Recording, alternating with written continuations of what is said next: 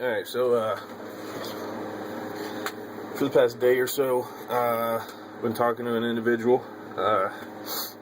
If I remember, I will put his name right here. Asking me about my comparison video between the Ontario RTAC 2 and the Buck Hoodlum. And a couple more questions about my opinion between them. Steel, price, edge, retention, strength, all kinds of pretty cool questions. I answered them the best that I could, but edge came up, and I mentioned that with this knife, this is my Ontario RTAC 2 that I've had for probably about 2 years, I think. Yeah, right at 2 years. I mentioned that the original edge that came on, the original edge that came on this knife was not very great. It was super, super sharp, but it just didn't last. As soon as I started batoning through any kind of wood, any kind of hardwood specifically, like oak specifically is what did it, it just destroyed the edge, and it pretty much just turned into a wedge that I was trying to baton into a log. Not the best thing ever. Now, since then, since that edge destroyed itself, I have since put a new edge on here, which I kind of brought back the relief a little bit, along with convexing the edge. Now, the question was, what is a convex edge and how do I do it? Now, my answer to that question specifically, how I do it, is how I do it. That is not going to be how everyone else does it, just to be clear. Not every technique works for everybody. So, what is a convex edge? Not the easiest thing to see on this blade. You can sort of see how the light, like you see right here at the edge of the finish, out towards the actual cutting edge, you can see how the light kind of shows how it's kind of rolled, kind of curves out towards the edge. It's not just a straight line from this line to this edge. It's not completely flat. It actually curves out away from the cutting edge. And that is a terrible explanation for a convex edge. But I do believe, quite a lot in the convex edge. So I do it to quite a few of my knives. Now, this knife I've had for maybe right at 2 years also. Maybe a little over 2.5, I'll say. And the original edge on here, now this is a Spyderco Endura Wave. You know, it doesn't come that color. It comes in like a dark blue. And also you see the pocket clip's not original. It's the same clip that came on it, but I acid etched the clip, the lock bar, and the blade. That actually is beneficial for this video because you will actually be able to see this convex. Out here you'll be able to see how that is actually curved. The edge itself is not a straight line. You can see how from, this is going to be a pain in the butt, from the line of the finish, which is right here, out towards the edge is curved. And it's like that on both sides. If it'll stay focused, you can see that it's actually curved. Even the point is convex. I really hope that's going to be visible enough in video. So that's one. This is my wife's EDC. This knife is convex also. because she doesn't sharpen her own knife. I do. You can see that that edge is actually convex, it's curved.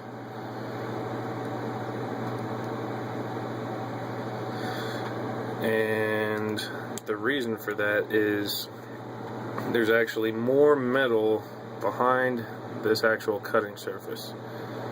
The actual cutting edge has more metal behind it because it's bulbous. There's actually a bulge out to the rest of the blade. And I am really sucking at explaining what I mean, but that's the best I'm coming up with right now, honestly.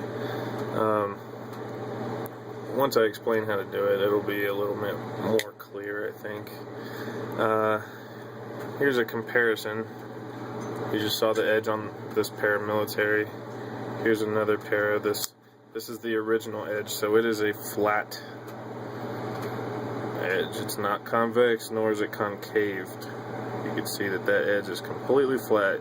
The light hits it and the whole thing lights up. So the whole thing is reflective at the same time compared to this edge being convex. So that's the best way to show it. Actually, black blades kind of will show it a little bit more. Here's another pair too. This is my all black one. This only has a really slight convex on it because I sharpen my knives quite often, but you can see that's very slightly convexed.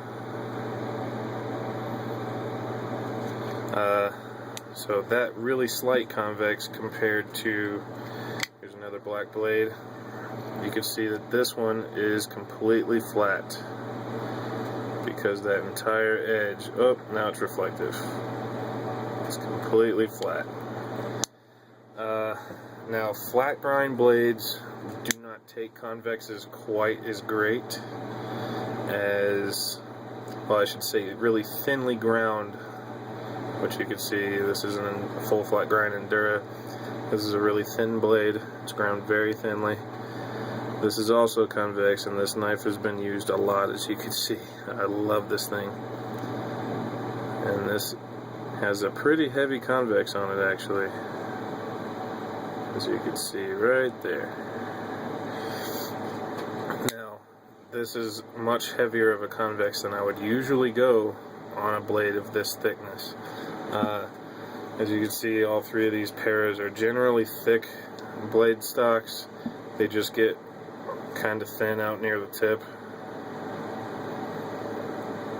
so they actually show like they're more convex than they actually are out near the tip, whereas this is super thick all the way out to the tip, so if I convex that, it would actually probably hold an edge quite well.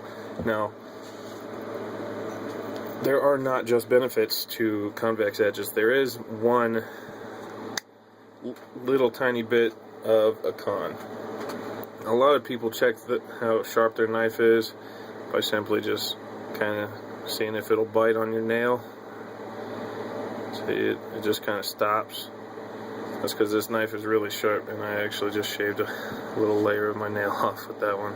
This knife is really sharp. This is a DPX Hess 2.0. Convex edges don't bite quite as well. Now, if you get them right, they still bite just fine, but I could force this one to slide and skip over top of, like right there, it actually shaves my nail off. So, I mean, they're still really sharp, but don't expect to be able to shave your face quite as easily with an edge like this versus an edge like this. It just doesn't work quite as well. Like I said, the benefit of a convex edge, the big one, is that there is more metal behind the actual cutting surface. That tiny little thin edge right here at the end of it. There's more metal directly behind that edge because it kind of protrudes out from the sides instead of being ground flat down. Now, that will cause your edge to last much longer.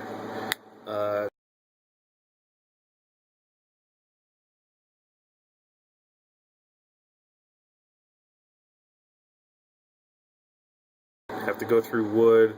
The buck hoodlum I actually chopped through some wood that had a bullet in it, and that cut straight through the bullet.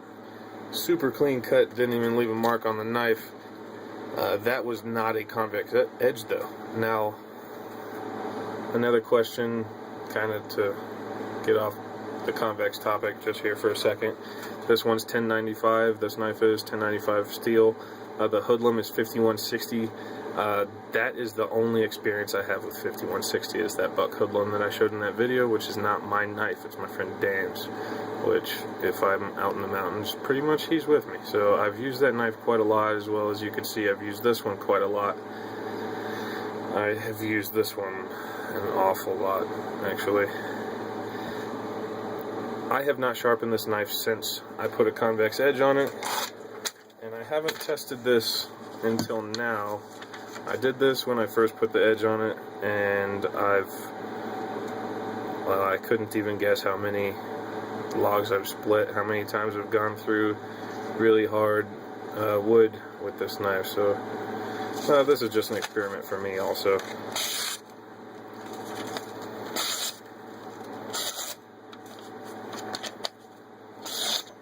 I don't see any problem with that. It's very sharp, and it's stayed that way for the past year. No, probably about a year and a half, because I had it for about 6 months before I sharpened it and brought this relief edge back this far.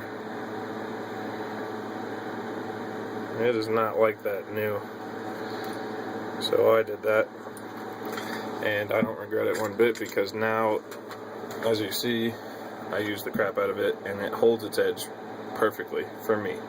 Now, here is how I convex my knives. What you see in front of you is simply a mouse pad, and this is sandpaper. This is wet, dry automotive sandpaper. It's sticky. I could show you how it comes. It comes in a roll like this. As you see the edge right here, you just peel it up. It's one full circle, and then right underneath here there's a little perforated spot where you tear it off into a circle. This is both halves of the one circle. Now, unfortunately, I don't have a knife that I need to sharpen. So, what am I going to use this on?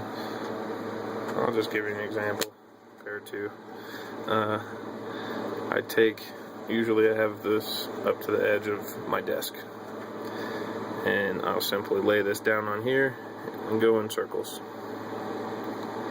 And because this is on a soft mouse pad, it'll actually dimple, it'll concave, therefore turning this edge to a curve or a convex.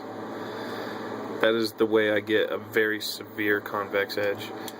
The other way that I do this is by, instead of using a mouse pad, which is really soft, I have this really thick piece of cardboard, and it's not quite as soft.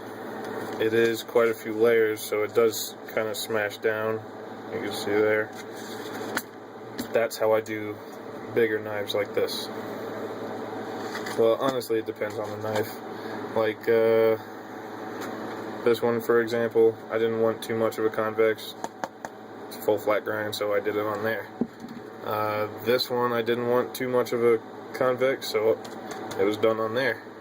However, this one, I wanted quite a bit of a convex on, so it was done on the mouse pad. I haven't used this in quite a while because I started using the mouse pad, and now pretty much everything's getting a really heavy convex on it. But you can see it's real soft, it's real flexible.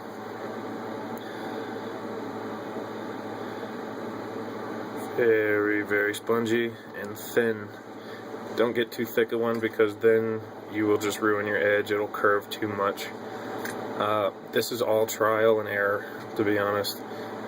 Try as many different ways as you can, and you will come up with one that works best for you, that you can repeat every time. for a knife like this with this thick of a blade tang, it would be on here.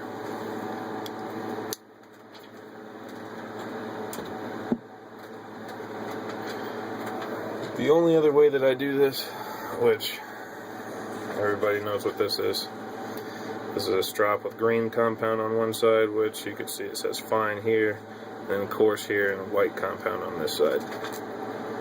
This is the compound. You just kind of wipe it on there. It gets warm and it sticks to the leather. Absolutely indispensable. If you're going to do this, have one of these. Just really quick to show you how this works. I really don't even hardly use the green because I don't need my edges to shine. They're tools. They're meant to do a job. They have to cut things. The white compound is a little coarser. I get a little bit more out of it. So start at the tip and slide with your relief edge, the convex part, against the leather of the strap and the compound. Now do not, maybe that'll help, do not push hard. You simply just slide it across. See, I'm not laying the knife flat, you have the edge flat. And stay generally even to both sides. From tip to tang. Tip to tang. And you don't have to do one side then the other. Usually I'll sit here like this and I'll do like 10 strops on one side, then I'll go to the other side and do 10 on that side. It doesn't matter. This is another trial and error thing. Do what works for you. But like I said, that's light's just messing it up more. If you are going to try to convex your knives, get yourself a strop. That is the biggest difference in knife sharpening that you will ever have. This knife has been in my pocket for the past, I want to say probably 6-7 months, somewhere around there. And it's made out of CPMS 30V, and it gets stropped at least 3 times a week. And I have sharpened it once. And I cut some pretty severe stuff with this knife. I cut a bunch of fiberglass, foil tape, zip ties. It gets the crap used out of it. So, and you can't tell by that DLC coating that was the best coating you could ever hope for. This one's not used, but it's DLC. That one's not hardly used at all, but it's DLC. This one's DLC. It's very heavily used. If you're going to get a coated knife, on a completely unrelated topic, if you're going to get a coated knife, if you want it to be black, get DLC. Do not get a Teflon finish like that. As you can see, this knife isn't used. I just got it to play with it. It was cheap. But if I would have used it ever, that would not be black anymore. So, you get what you pay for. Buck hoodlum, absolutely worth the money. Totally suggest it. RTAC 2, regardless of blade steel, 1095 or 5160, totally worth it. Just make sure you convex the edges, and you will have the best woods blade you could possibly have in that knife. So, I hope that answers your question. I hope. If not, let me know. I'll try to answer as much as I can. Otherwise, yeah, I hope you enjoyed that. See ya.